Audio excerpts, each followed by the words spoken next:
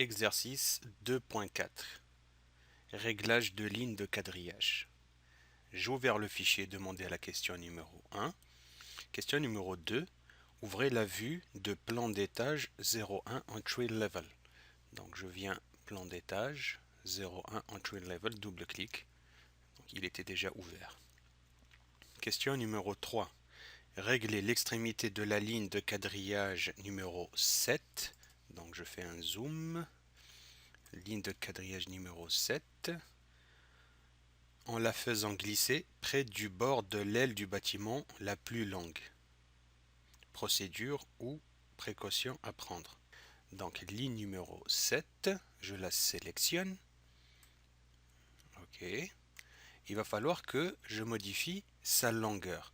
Donc si je modifie sa longueur directement, regardez à partir de ce bouton-là, OK, ça modifie toutes les autres lignes. Donc je vais annuler cette action.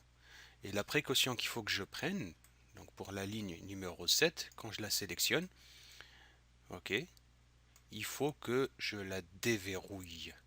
Donc je clique sur le cadenas qui est ici, il est déverrouillé, ça veut dire qu'il n'est plus contraint avec les autres. Et je peux venir l'attraper et modifier sa longueur. Donc je l'amène jusque là. Donc il y aura juste lui, la ligne numéro 7, qui sera modifiée. Question numéro 4.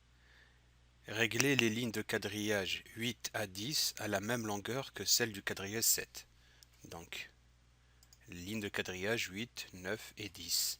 Donc, puisque ces trois-là, si je clique sur un de ceux-là, ok, et que je déplace, donc ça va déplacer le reste aussi. Donc, la même chose, j'annule.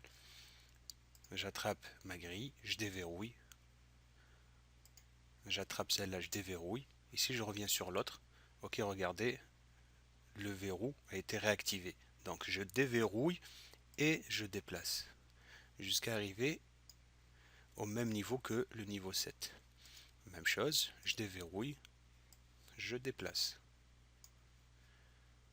Numéro 10, je déverrouille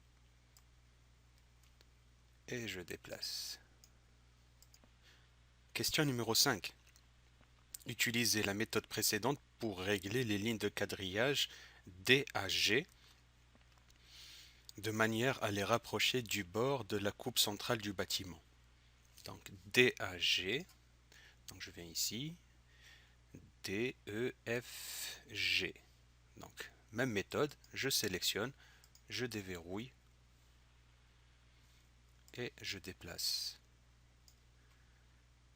Je sélectionne, je déverrouille, je déplace au même niveau que le précédent. Même chose, je déverrouille et je déplace. Et enfin le D, je déverrouille et je déplace. Question numéro 6. Affichez les libellés de quadrillage pour les lignes de quadrillage 1 à 6 de manière à ce que le quadrillage soit libellé des deux côtés du bâtiment. Donc de 1 à 6, donc je regarde. Donc j'ai des libellés en bas, 1, 2, 3, 4, 5, 6. Je regarde en haut. Ah, j'en ai pas. Donc je sélectionne et j'active le libellé de ce côté. Je sélectionne, j'active. Donc je sélectionne, j'active, je sélectionne, j'active, je sélectionne et j'active. Question numéro 7. Pour les lignes de quadrillage 4 à 6, veuillez modifier leur type pour le type 6.5 mm Bubble Gap. Observation. Donc, pour les lignes de quadrillage 4 à 6, 4, 5, 6, donc ces trois-là, je les sélectionne. Donc, je fais une sélection comme ça. OK, donc je vais regarder dans Propriétés, je regarde le type de cet élément. Donc, c'est 6.5 mm Bubble. On me demande de le changer pour le type 6.5 mm Bubble Gap. Donc, je regarde ici, dans le sélecteur de type, et j'ai ici le type 6.5 Bubble Gap. Donc je clique dessus, tac, ok. On me demande observation. Donc je clique sur le vide pour désélectionner. Oh, qu'est-ce que j'observe? Donc on voit que ce type de quadrillage est différent des autres. On voit carrément une coupure au milieu de la ligne. Question numéro 8. ajuster les extrémités supérieures et inférieures des espaces des lignes de quadrillage 4 à 6. Donc on me demande d'ajuster les espaces. Ok, donc je sélectionne un. Ok, donc je zoome, je sélectionne et j'ai ici une petite poignée donc, que je sélectionne et que je déplace pour lui dire tiens, tu arrives jusque là et la coupure se fait à partir de ce point là. Donc la même chose pour l'autre extrémité. Donc je sélectionne, j'ai une petite poignée ici, ok, et je le ramène jusque là. Et la même chose pour le 5. Je ramène jusqu'au niveau et regardez, me met des pointillés pour dire j'ai détecté l'extrémité de la ligne d'à côté, donc je vais la contraindre au même niveau. La même chose pour le 6. Et je reprends vers le bas. Donc le 5, je déplace la petite poignée. Le 6, je déplace la petite poignée. Question numéro 9. Ouvrez la vue d'élévation sud et identifiez le niveau ou les niveaux ne possédant pas de vue en plan d'étage ou plan de plafond. Donc, arborescence du projet. Je vais aller voir les vues d'élévation. Élévation sud. Donc, je fais un zoom. Donc, on voit ici carrément le quadrillage. Et je regarde, donc on avait vu la dernière fois, toute ligne de niveau bleu a une vue de plan. Et toute ligne de niveau noir n'a pas de vue de plan. Donc, j'ai ici le niveau parapet. Donc, je vois ici que j'ai pas de vue de plan, ni pour les plans d'étage, ni pour les plans de plafond. Il n'y a aucune vue reliée à ce niveau parapet. Question numéro 10. On me demande de créer les vues en plan d'étage et plan de plafond des niveaux identifiés dans la question précédente. Pour quelle raison devrait-on garder ou supprimer ces vues en plan d'étage ou plan de plafond? Donc, pour créer une vue de plan d'étage et une vue de plan de plafond pour un niveau quelconque, ok, donc je passe par le ruban vue. J'ai ici vue en plan, donc je déroule ce bouton-là et je lui dis écoute, je veux créer une vue en plan d'étage. Donc automatiquement, Revit va vérifier toutes les lignes de niveau qui existent dans le projet qui n'a pas de vue de plan. Donc il vient d'identifier parapet.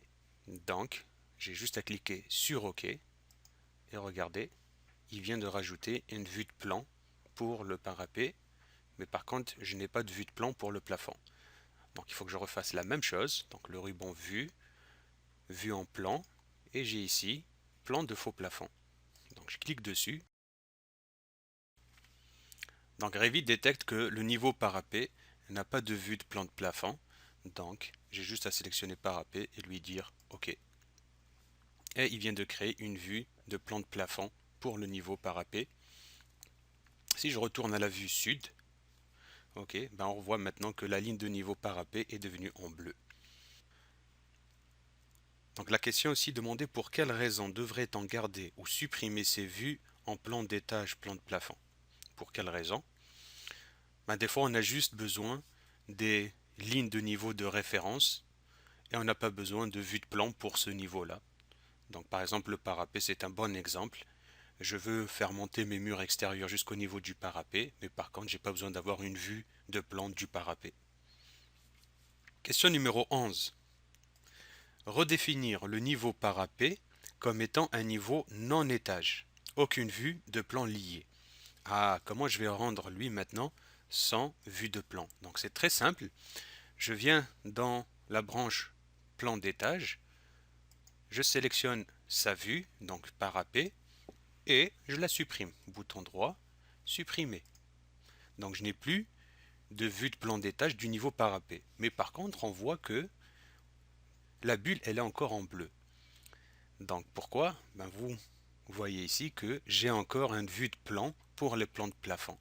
Donc je sélectionne aussi parapet pour les plans de plafond, bouton droit, supprimer, et là, ben vous avez la ligne de niveau qui est devenue en noir. Donc cette ligne de niveau-là n'a plus de vue de plan d'étage ni de plan de plafond. Question numéro 12. Enregistrez le fichier, le cas échéant, puis fermez-le. Donc j'enregistre le fichier et je ferme. ce qui termine l'exercice 2.4.